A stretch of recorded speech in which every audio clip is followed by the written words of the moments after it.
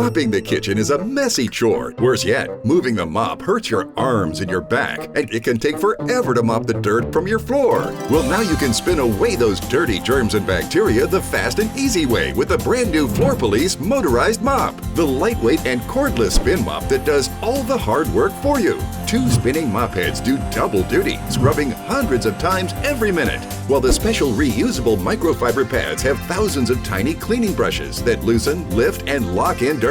It's a powerhouse cleaning system. Plus, the spinning pads create a self-propelling motion. So just like a self-propelled lawnmower pushes forward for you, so does the motorized mop. Look, you can move it along with just one finger. As a mom, I love that I can now easily clean and sanitize my floors. This mop literally floats along. I just love it.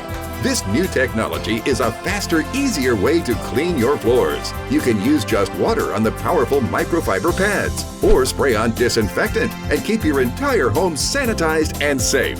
This thing floats across the floor, picking up everything in its path. It cleans better and faster than any mop that I've ever owned.